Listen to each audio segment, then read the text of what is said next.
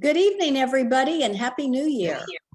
We welcome you to the first of our spring webinar series, Vocabulary Basics, presented by the North American Cambridge Classics Project and sponsored by Cambridge University Press. Vocabulary retention is always a topic that challenges not only our students, but also many of our teachers.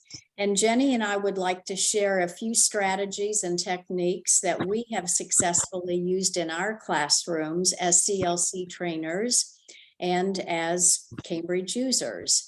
And we are delighted to have Joe Davenport with us this evening, and he will weigh in on some of his insights. We will be recording this webinar, and the link will be posted on the NACCP website in a few days. And if you need a professional development certificate, please contact us at training@cambridgelatin.org. And we'll get that out to you very quickly. And we'll have that contact information at the end of this presentation. So we know there's lots of cool strategies that have to do with different kinds of apps and programs and so forth, and including Cambridge's own, which is one of our favorites, which is the vocabulary tester. We just thought that so often teachers need something in the moment. And one of our concerns is that students get the signal that I need you to remember this now, not just for a test. And I think there's ways to make it a non-threatening environment for them. And part of that's because the Cambridge Latin course is designed a certain way. It has a certain philosophy. And there it is. And many of you are probably very familiar with this. The whole point of the Cambridge Latin course is to teach comprehension of Latin language through practice in reading it. You know, we're not really a writing course. We're not a we're not a speaking course, but it's really learning Latin by reading. And notice this second principle, 6C, vocabulary is best acquired through attentive reading and oral work in class. Oral work in class, reinforced by review of selected common words and checklists. And this statement, it really sums up the whole idea of what we're going to bring to you this evening. And before we go on, we recognize that if you've been to a workshop, either in person or virtually, you probably have seen a lot of these slides. But one of our goals is, for those of you who've been doing this a long time, to give you a shot in the arm in January, which we figure everyone needs. Also, B, to put it up on the YouTube channel so that we have it for future reference, including your future reference.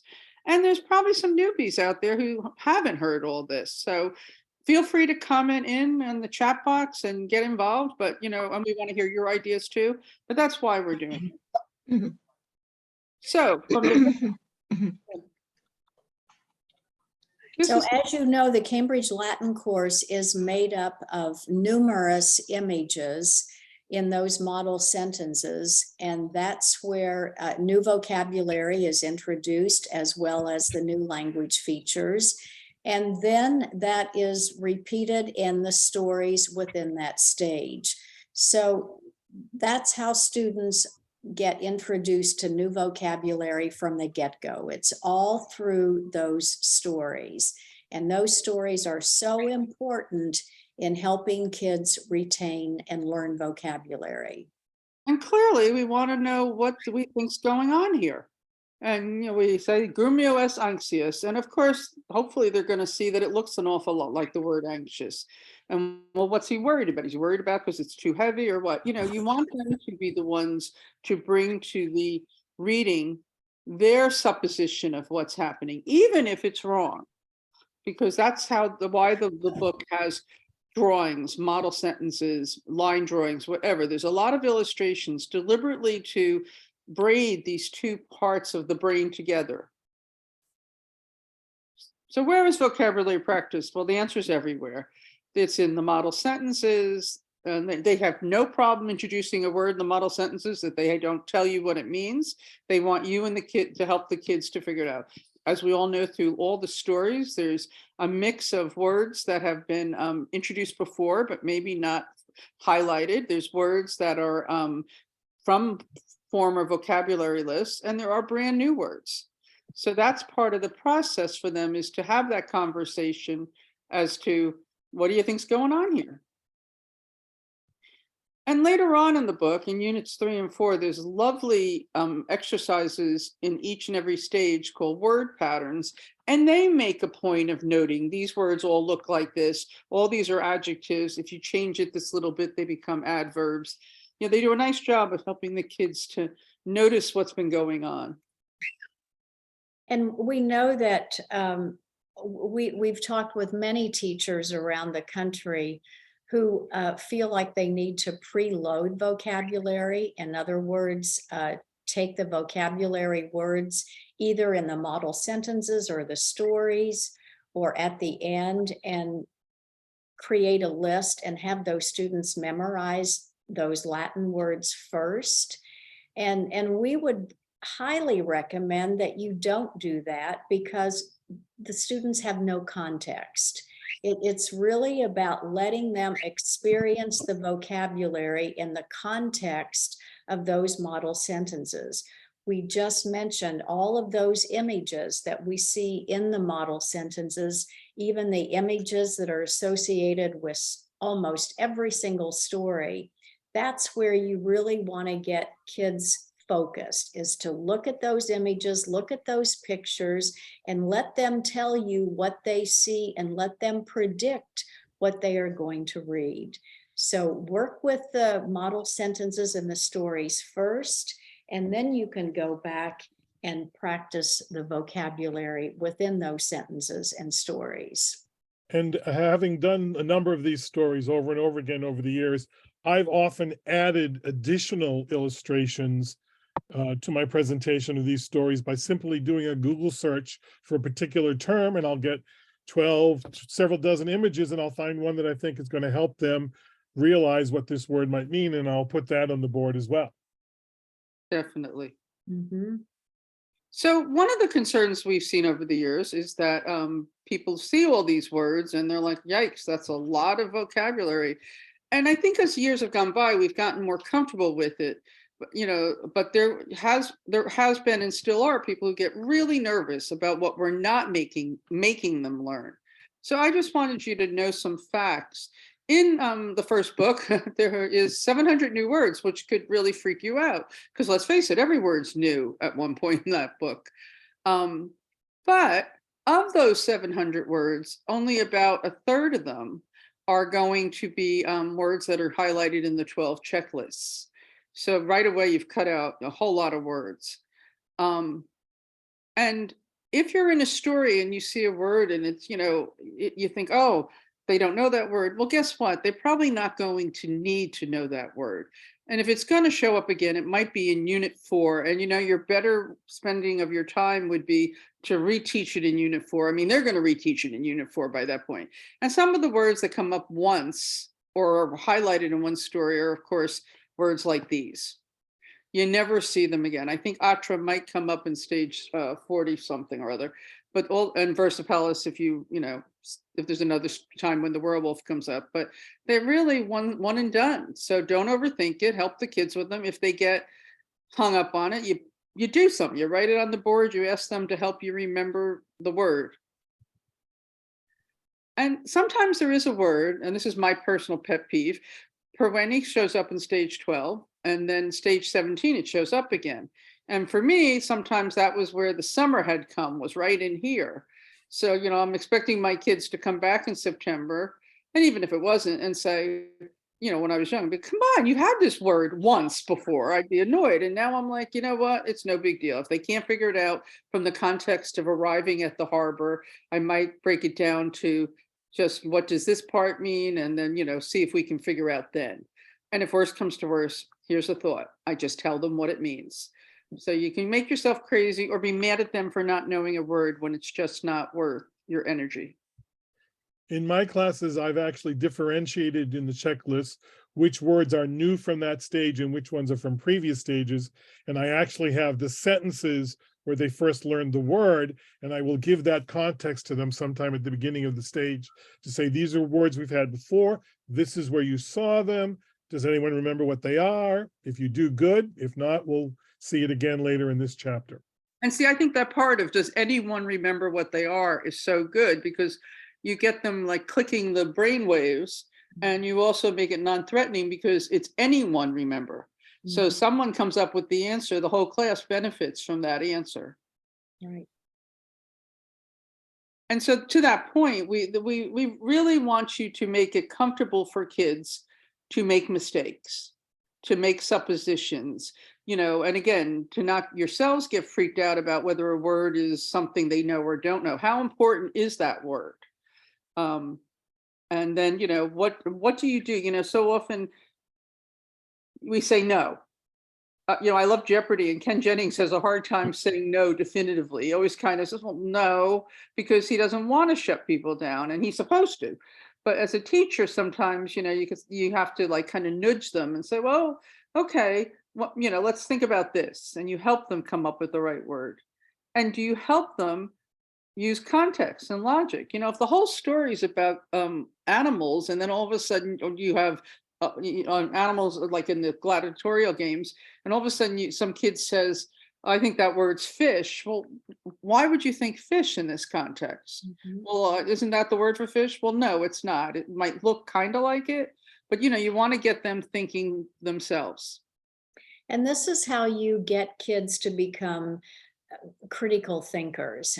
Think about what you do in English. When you read a newspaper article or a book, you don't necessarily know every single word that you read, but you can certainly get the context of or the gist of the passage or the story or the article or whatever it is from context. And that's what we want the kids to do when they're reading Latin stories.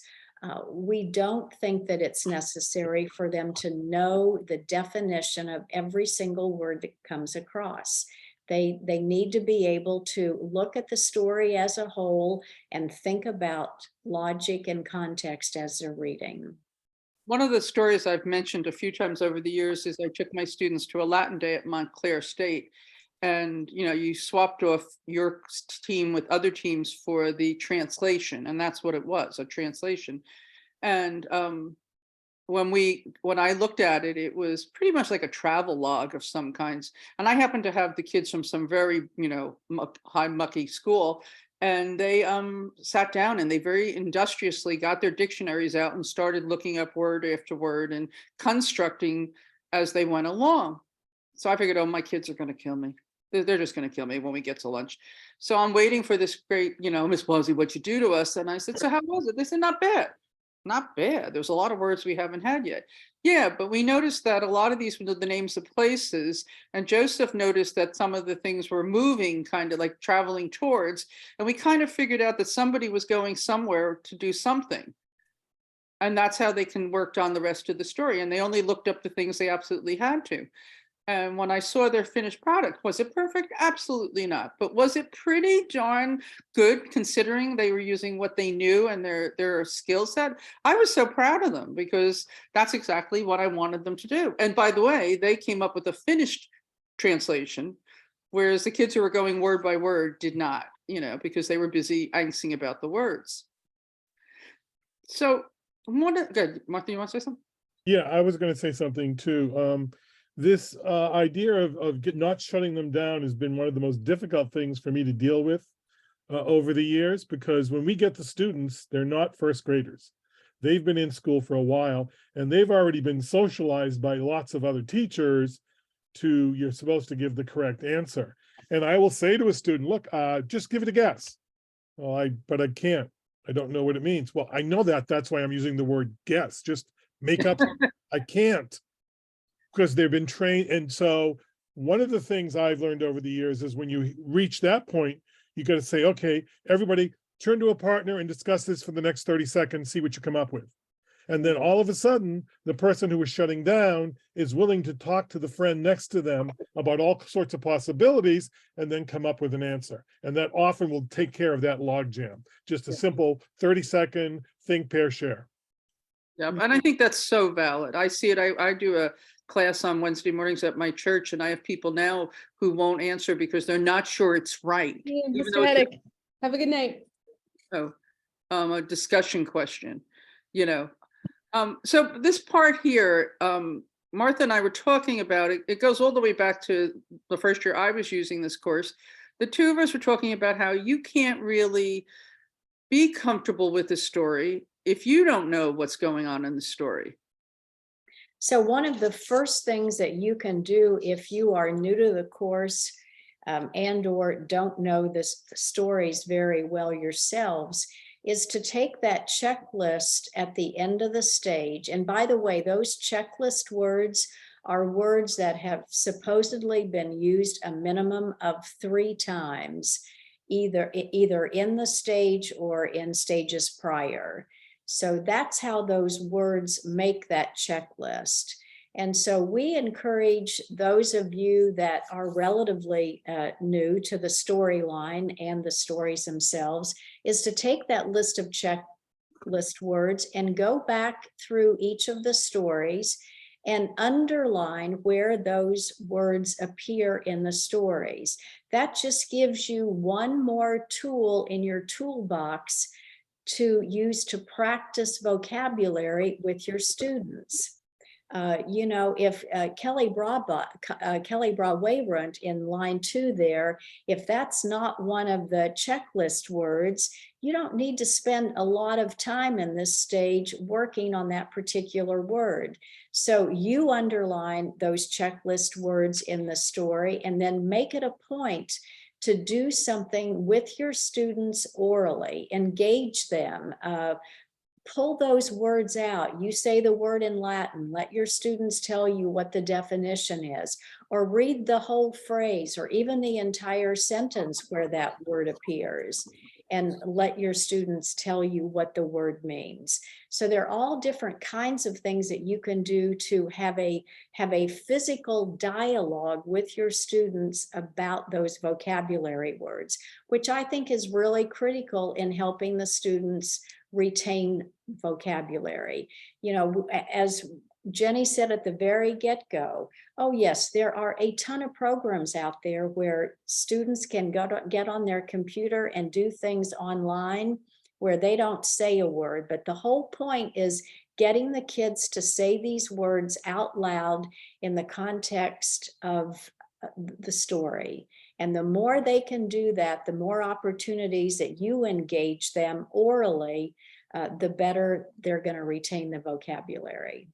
So this underlining was created when the vocabulary gloss words were at the bottom of the page. So it might not be as important to underline the glossed words, except you see how here we have Winkebont and that is underlined twice. I don't know if you can tell that. And that's because not only is it a new word, but it's going to be a checklist word. So that would be for your information, you know, that this isn't one they're going to have had a lot of prior experience with. Whereas something else like might be, you know, an underlined word because they've seen that kind of word. It might be in the story before, but they've seen it at least somewhere before. And one of the things I would do, like Martha said, is at the end of a story, after we had read it and talked about it, maybe we had 3 or 4 minutes left, I'd say, okay, we're going through line 1. What's litos mean? What's this? And even if someone looks at the answer on the side, still in all, we're doing that whole thing out loud. Or in the first 3 lines, can you find me the word that means to celebrate? Now that's not underlined, but you know. And just real quickly, some of the other things you can annotate is like we used to put like, you know, underline or put a box around a language point.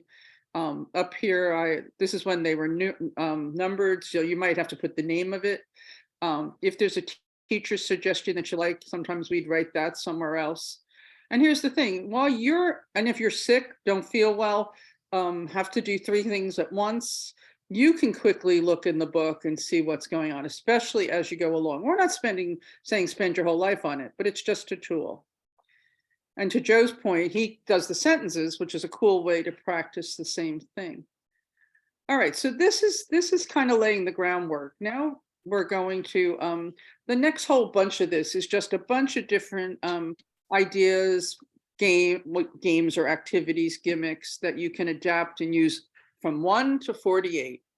Every once in a while when I'd be up there in the higher numbers and I'd pull out one of these, the kids would be like, oh my gosh, this is harder because we know so many more words, or this is fun because now we understand why you're making us do it. So in the chat box, let's assume it's like stage 1 to 3. So the first can you list an action that you think we learned in the beginning of the course? Of course, I can't see the chat box. So Martha, you're in charge. Okay.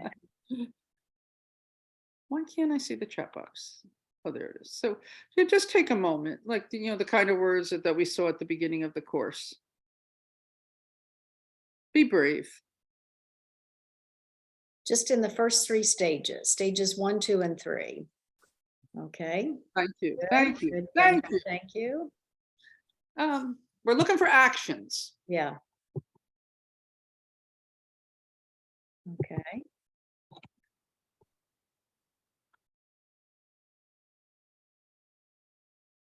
It took me a second to get warmed up, but now you're cooking. Okay. Yeah. Okay, you got the idea. Okay, so that's great. Thank you. So this is exactly what you want your students to do. So notice that you're working in each stage with the stories themselves, but once you've gotten through the end of the stage or 2 or 3 stages, then you can start to do these consolidation exercises. And I would just say, tell me what's a word, okay, we're going to take 5 minutes at the beginning of class, or this is a brain break. All right. And then I might hand everybody a marker, go to the board and write me 1 word. You can't write a word somebody else has. So, they'd be killing each other to be the first one up there because they only know 1 word in their mind. Or I'd have them call out. I'd have a free for all, whatever. This was a no stress activity. And I'd end up with something like this. Or maybe not, because my box isn't disappearing. There it is. So I'd have a bunch of words on the board, just like some of the words you had. And we could do something as simple as just point at them and you have them yell out the meanings. I could also ask them to look at the words and decide which words they know well. How many of these words do you think you know well? 50%, 80%? And then is there one word that really gives you a hard time? And usually someone will say something. And so let's make believe it's quiet, because that's something so we talk about it. Or Joe, what's a word that you're sure you know that you can tell me the meaning of? Laborat. And what does that mean? Means works. Does everybody agree? Okay, so we crossed that one off, because I knew it was a word most everybody would know, So you end up with 2 or 3 words on the board or whatever, and we talk about why that one might be harder for our brains to even remember it, and then we come up with a trick about it. So it's a kind of a quick way to pull up the words. You've gotten them thinking, you've gotten them talking, you've shown them that there's no shame.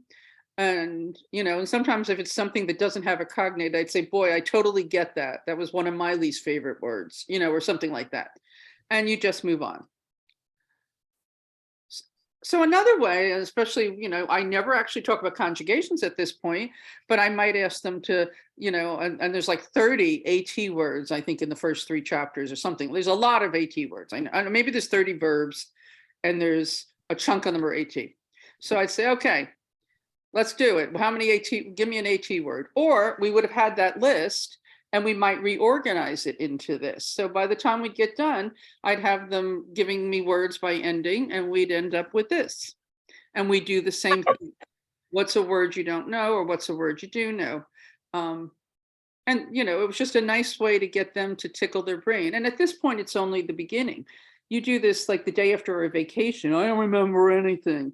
Well, we're going to get the cobwebs out, or the first day of 2nd year or 3rd year,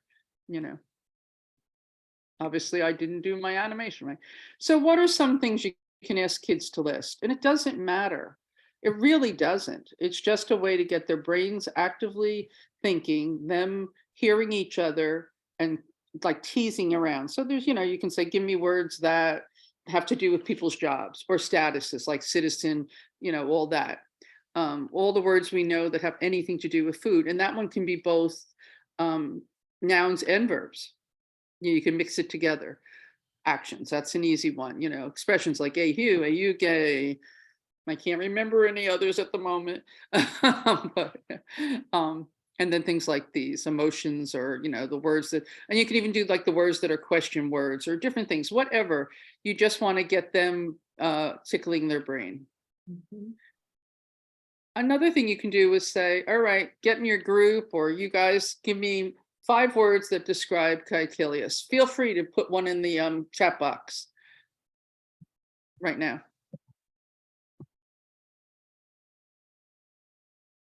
Mhm. If you, Good, good. wow, that's coming up regularly. Uh-huh.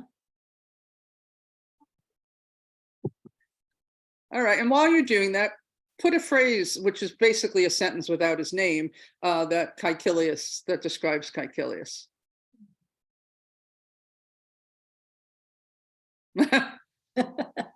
Oh, good. Oh. Nobody put my favorite one. Okay.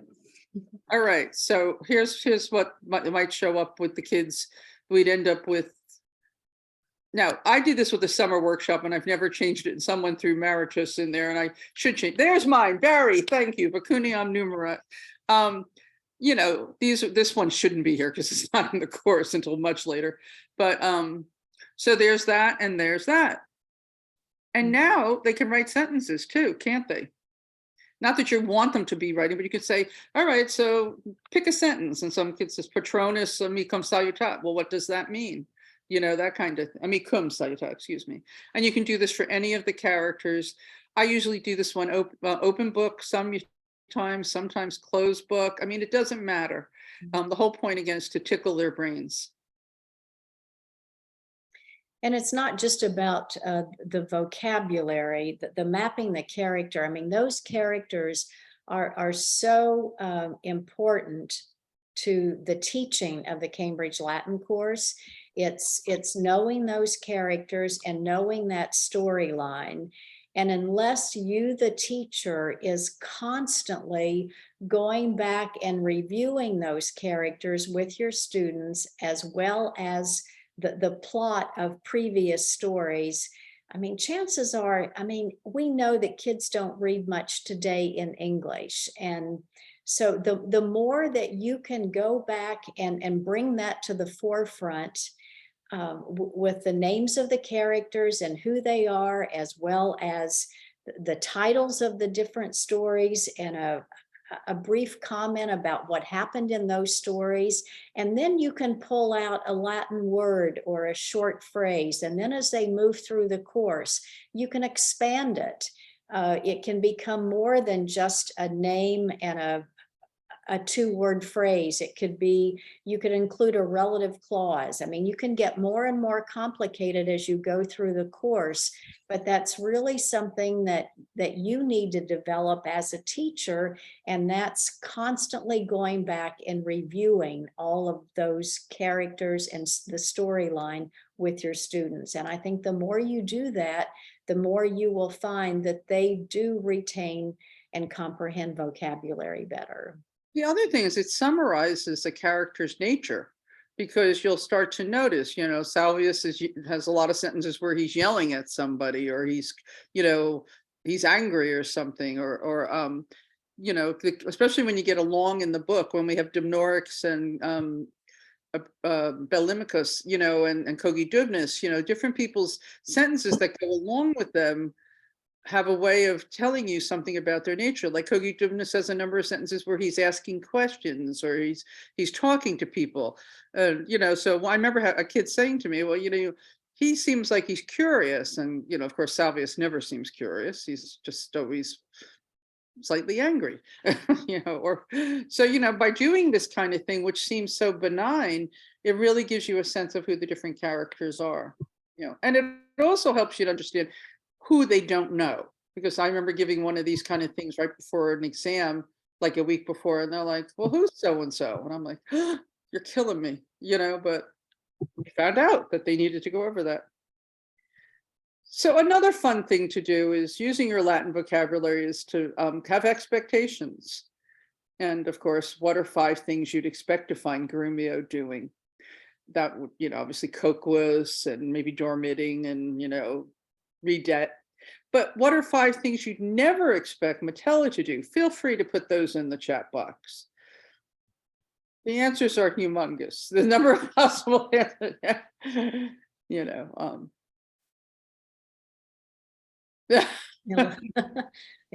Oh my gosh, look at you all.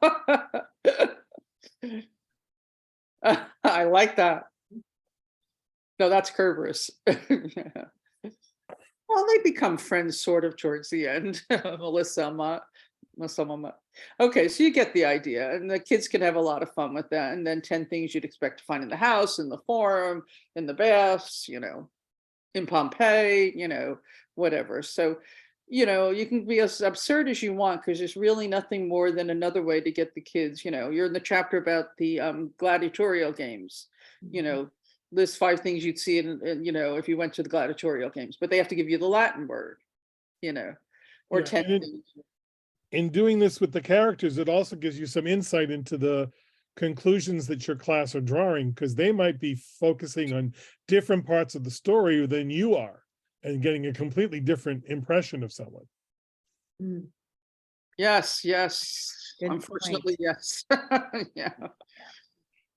This is an oldie but a goodie. It seems so obvious, but as Joe said, he does it to teach one vocabulary word. But anything where, like, in the chapter on the theater, take a picture from the book, throw it up on the screen, and just ask them to give you Latin words and phrases that have something to do with this picture. Anybody wants to throw one in there, you're more than welcome.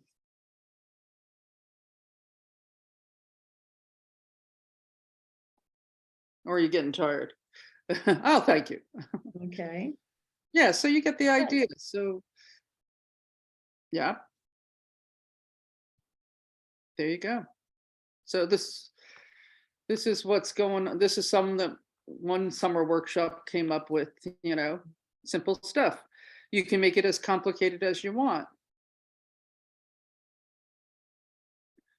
So what's this? This is the opposite of them giving you a bunch of random stuff. You give them a bunch of random stuff and ask them to organize it in some way, shape, or form, or categorize it. So, you give them a bunch of people, places, and things.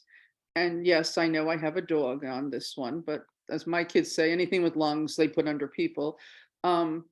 So you give them this and you say, okay, put them in categories. Which are the people, which are the places, which are the things. You can have them do it with each other. They can look it up. They can confer. You can challenge them. Each group, how many gets what right. And you can do the same thing. You give them a bunch of verbs. It can be the same verbs that they dumped on the board one day. You can give them back the next day and now say, okay, some of these have to do with movement and some of these have to do with your senses. Can you divvy them up into the 2 groups? Back in the day when we didn't have the internet much, we'd have these kind of words on big index cards, and we might have the kids, run to the left corner if they had a sense and run to the right corner if they had a motion. Which you still could do stuff like that if you want to get them up and moving, or raise your hand if it's this or that, because I think all that physical activity helps them.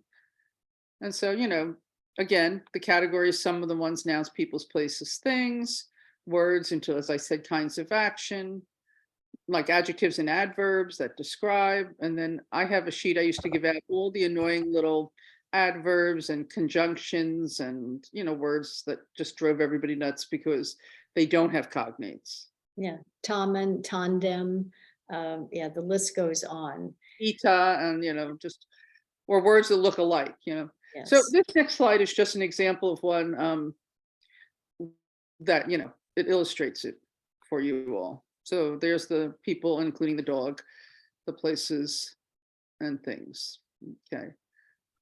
And all of these organizing, sorting activities are really designed to be just, they're designed to be quick. I mean, this is not something you're going to take an entire class period doing. Oh, no. It could be just a warm up or a do now. or whatever you happen to Great. call it in your classroom. It could be at the very end of class when you've got an extra 5 minutes. And again, the whole point is to do these things really quickly, really keep kids on their toes. And no grades. No grades, unless the class, I mean, my class sometimes would like, try to tell me, say, we all did so well on this kid, so sure, fine. But more likely it was a little bit of a competition, but even that I tried to steer away from, just like getting your brain active. So what happens if there's a word that the class just trips over all the time?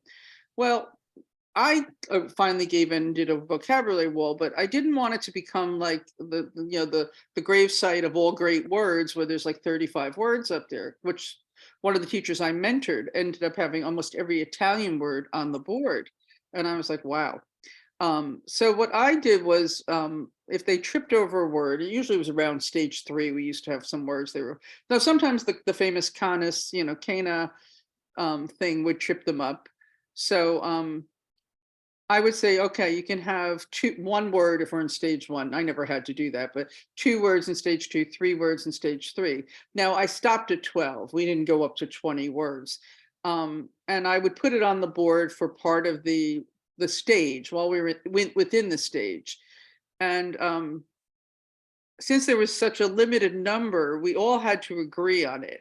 Like, somebody would say a word and the rest of the class would go, no, we know that. So we'd help that kid maybe, get the word. It wasn't that big a deal. But if we had 6 words and we were in stage 6 and you desperately wanted it, because it could stay up there for multiple stages, desperately wanted a different word to be on the board, then something had to come off.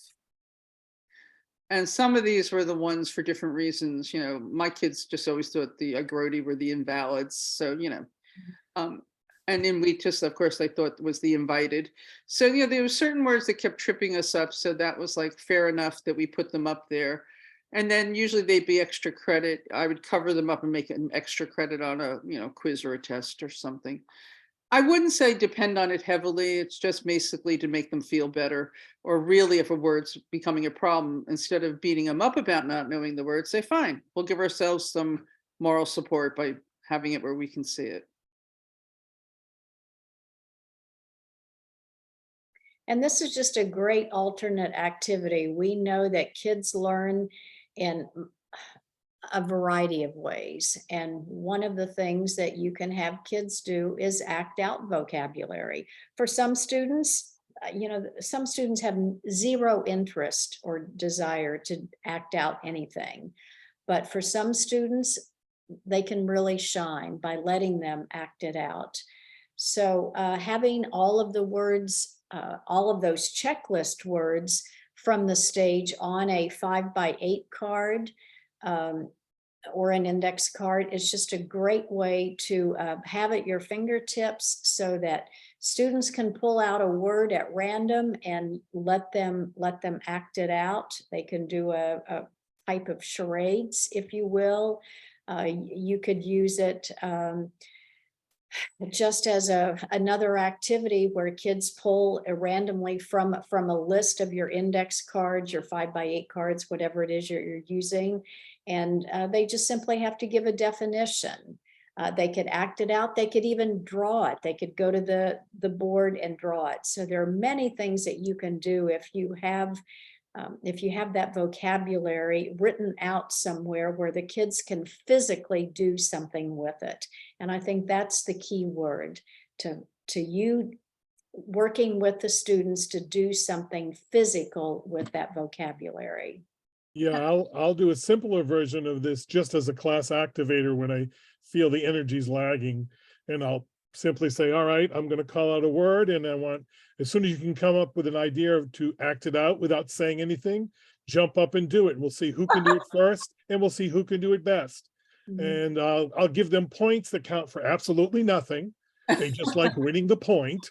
Right. And if I have people that are hesitant or can't think of things, then I'll go, oh, what Sarah's doing is the best one. Everyone do what Sarah's doing. So they all get up and do what Sarah's doing, then to get them all involved. And it'll simply be a 4 or 5 minute break just to get their energy up and get them awake again and thinking about vocab. And then we go back to the lesson. And some words are almost impossible to act out. So then the class as a group has to come up with something, and or what it, what it sounds like or something. And, or what, this word we just can't act out. It's just, ita in such a way. How are you going to do that? So that kind of thing. Also, as you notice here, it says can be done in small groups. Some of us had quite big classes.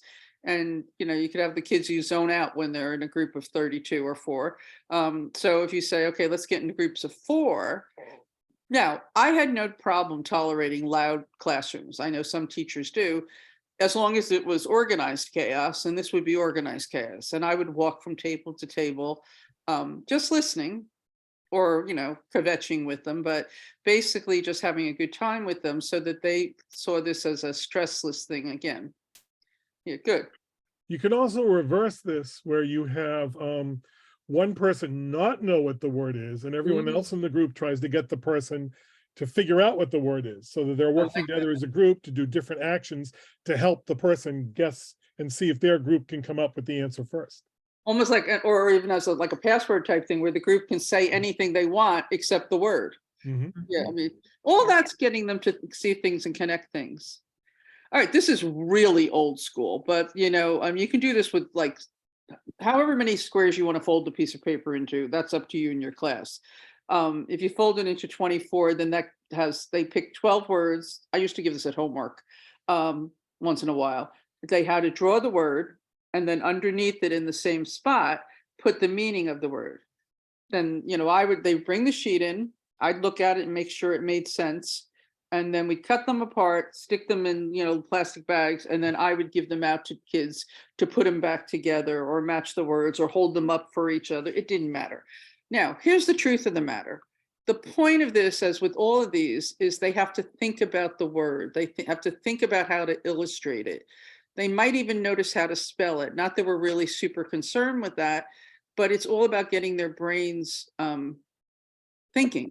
Really, interacting with it. If any of you do Duolingo, you just keep coming over those words over and over again in different variations, various ways, until you're like, yeah, now that's boring. I know that word. So it's the same kind of thing. I might not do this often with the kids, but every once in a while, it was a way to kind of give them something that wasn't hard and would let their brains kind of go in a different direction. Plus, you have your drawers. They can also do it in pairs and talk about what they're going to draw. This is a favorite of ours for every single stage. And you're certainly not going to do it with every single story.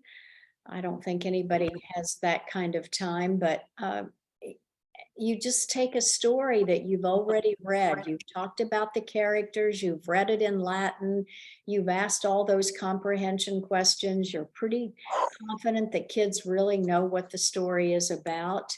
And then you ask them to find all of the imperfect verbs and give them X number, give them a minute or so, or find all of the perfect verbs, or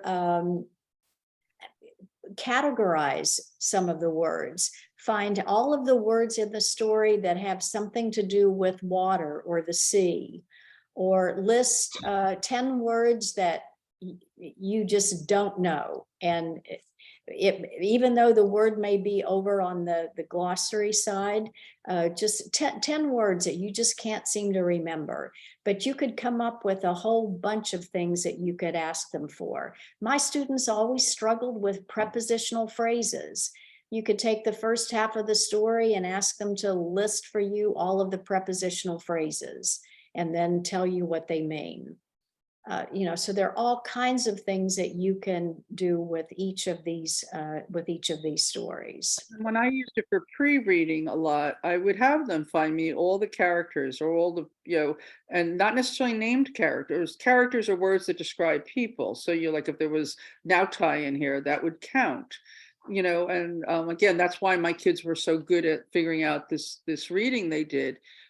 Because they noticed, okay, this story is clearly about so-and-so and so-and-so. And then I'd have one student almost always who would, after we did that, would look over here at the words on this side and see what we already know. And they would predict the story for me.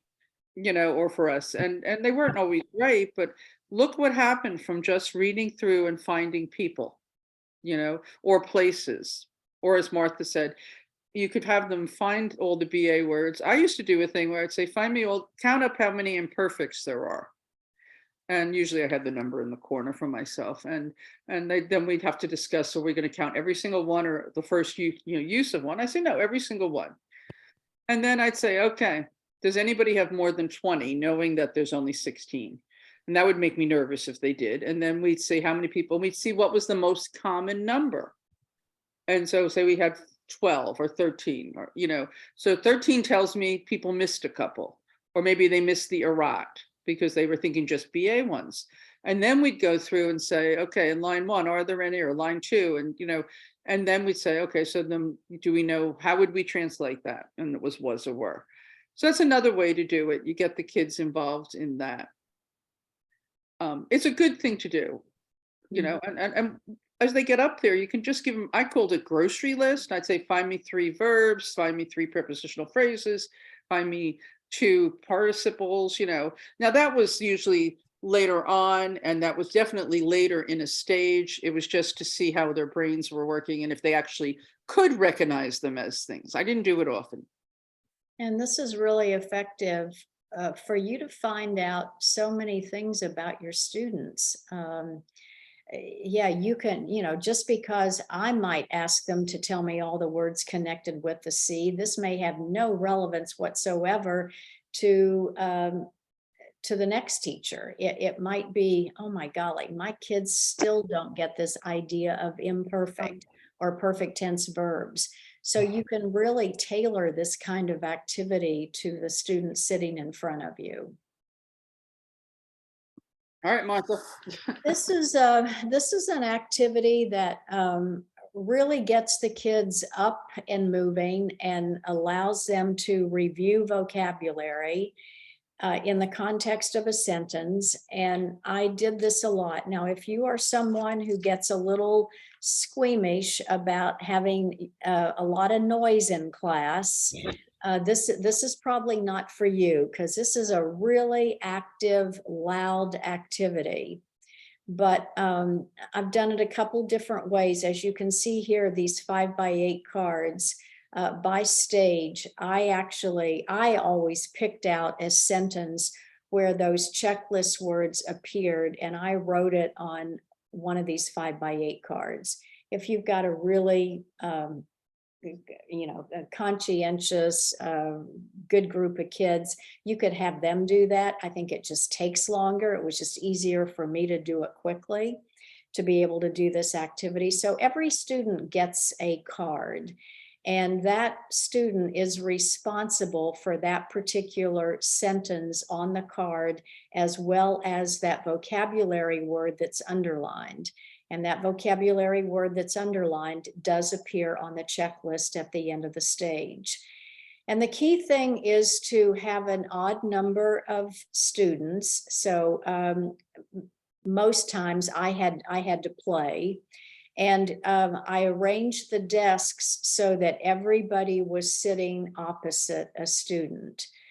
And it's important that you model what the expectation is. And that is that you want the kids to basically teach/review that vocabulary word in context. So I'm actually sitting there on the left, and I'm talking, I'm telling my partner, okay, read the sentence to me in Latin. And this goes very, very fast. So the student reads a sentence in Latin. I either acknowledge yes or no that it's correct. If it's not correct, I immediately tell him the correct translation of the entire sentence. And then I ask about the word that's underlined. And the student opposite me tells me the definition. If he can't tell me the definition, I tell him. So the first thing you want to do is model how you want it to go. And then when you start, each student is doing this with his partner. One person reads a Latin sentence, gives the translation of the sentence. specifically gives the definition of the word underlined. The opposite partner does the same. And in about 25 seconds or so, I say Mawete. And then every student moves one space, one seat to the right. And as you can see, there's a young man standing down at the end. So there's always one odd man out, and he doesn't have to do anything. He just gets to listen for the next 25 seconds. And if you have an odd number of students, when you get all the way around the room, you will have taught every single word on that card. It's quite loud. The kids get really excited about talking with a partner, getting up and moving. And then at the very end, I collected all of the cards and I would just run through them orally, let the kids tell me the definition of the word underline. Sometimes it might be the whole sentence. Sometimes they would go back to their seats and I might just do a quick written little quiz. And it's pretty amazing how much they comprehend doing this type of activity. Sorry, I didn't mean to cut you off. That's all right.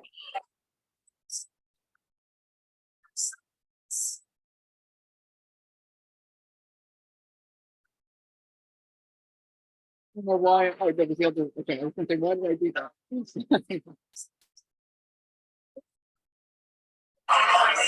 So you get the idea. Everybody's talking at once, you know, and then you would say Mawete. To go back a slide, we didn't expect you to read all that, but we wanted it all on here. So if you are working with it and want to come back and you go to the YouTube, you obviously can get it. Mm-hmm. So that's pretty much our presentation.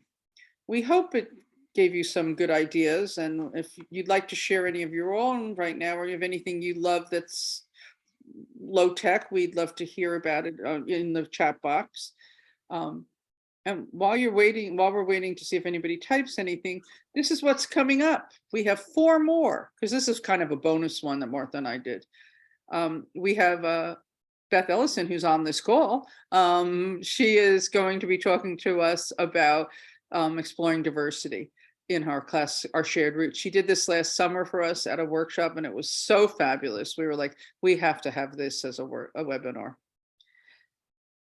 And then coming up in February, one of our board members, Stephanie Spalding, spent some time in Israel this past summer, and she went to Masada, and she's going to share her experience. And then coming up in March, we've got 2 more of our board members, Nora Kelly and SK Smith, who are going to do a literal, quote unquote, scroll through the CLC. And then back into April, we have Margaret Ann, who's become a favorite of ours because, of course, of her love of the House of Caecilius and her many different trips over there. And this time she's going to be talking about the gardens. And what's nice about both Margaret Ann's and I think Beth's too is these are ones you can probably share with your students, you know, possibly Stephanie's. I don't know. But all right, we're getting just thank you. So I guess nobody has any ideas they'd like to share. So one last thing, obviously, if you want to get a hold of us, this is the email. But there is a high-tech one. You know, last year, Smith and Nora Kelly did one, and they did every possible thing you could possibly do with vocabulary of all kinds of levels of creativity. So you might want to check that one out too. It's also on our YouTube channel, which you can get to at training at cambridgelatin.org, I mean. Okay. Well, you're more than welcome, all of you. Hello, Will. William. I have a question. The YouTube, are you going to put it into the our email address so we can look at it again? You know, the YouTube address. Yeah, well, we put it. Are you a Facebook person? Just answer me that much. Oh yeah. Yeah, well, I'll post it on Facebook, and yeah, the YouTube I have to. Okay.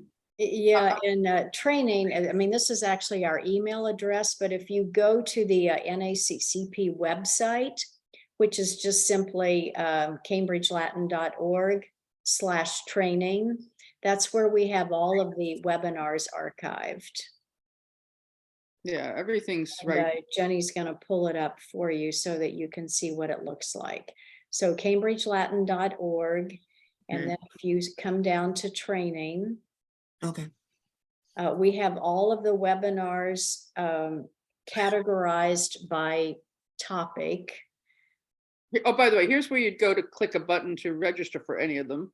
Mhm. And then here's, as Martha said,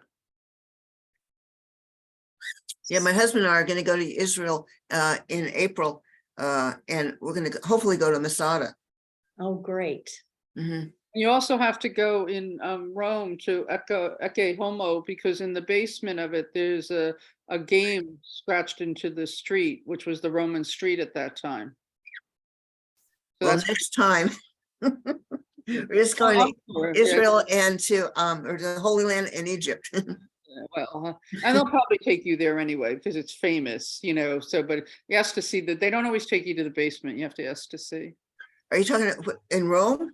Yeah, no, Ecce Homo, in it's a church in Jerusalem.